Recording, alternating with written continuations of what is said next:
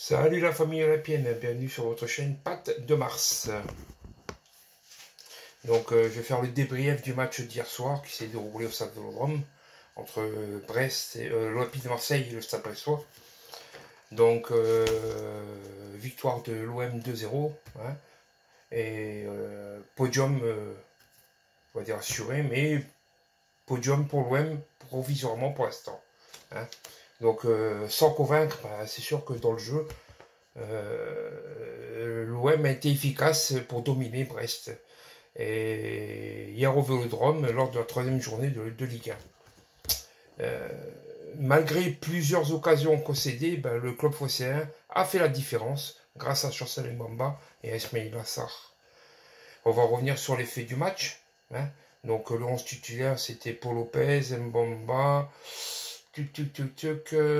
Gigot, Lodi, Rongier, Verretou, Ndiaye, Paul Lopez, que j'ai oublié, Aubameyang et Harit.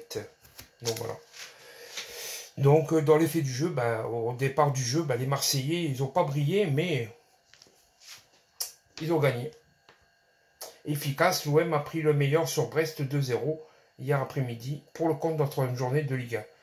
Donc idéalement lancé par Chancel Mbamba, les Phocéens ont longtemps subi les débats avec plusieurs sauvetages de Paul Lopez, avant de doubler la mise par Ismail Assar. Au classement, l'OM en profite pour monter provisoirement, comme je l'ai dit, à deuxième place, à égalité de points avec le leader, l'AS Monaco. Le déroulé du match.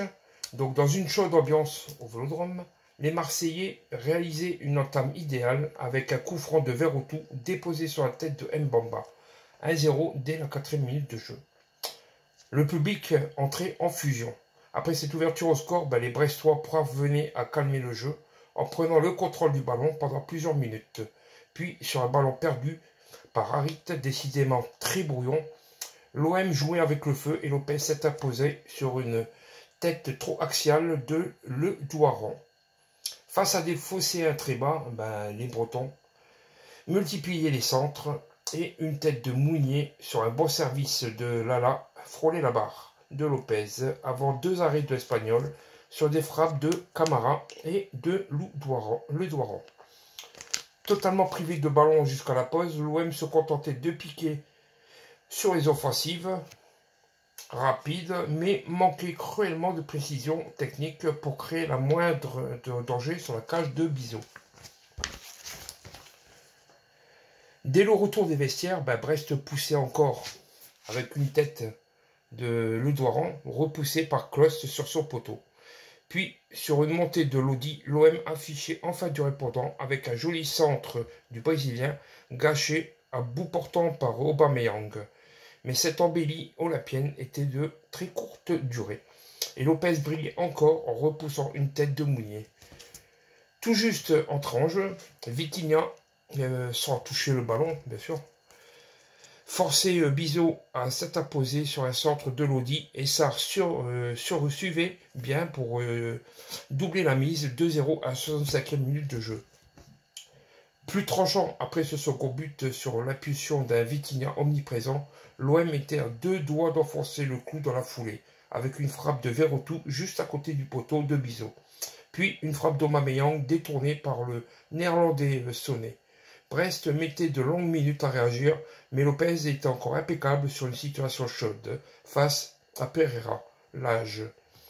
Dans une fin de rencontre marquée par l'entrée de Guendouzi, sous l'ovation des supporters pour son probable dernier match à l'OM, les hommes de Marcelino butaient à deux reprises sur Bizot par Aubameyang et Guendouzi, mais validaient bel et bien cette victoire. Donc je vais vous donner la note du match, 4,5 sur 10. L'homme du match, bien sûr, c'est Paul Lopez. Avec tous les arrêts qu'il a fait, il nous a sauvé la baraque, comparé à la semaine dernière à Metz. Malheureusement, s'il avait fait la même chose, on aurait 2 points de plus. Les notes des joueurs, Paul Lopez, 7,5, Klose, 6,5, Gigot, 6,5, Mbamba, 7, Lodi, 7, Sarr 6, qui a été remplacé par Guendouzi à la 80e. Rongier 5-5, Verretou 6, Harit 3, qui a été remplacé par Mug à la 48e. Ndiaye 3,5 a été remplacé par Vitinha à la 64e et Aubameyang 4. Donc une victoire satisfaisante de nos Olympiens. En attendant la semaine prochaine, le déplacement à Nantes, certainement avec le nouveau joueur Joaquin Correa, qui sera dans l'effectif cette fois-ci. Donc on attendra aussi beaucoup de lui.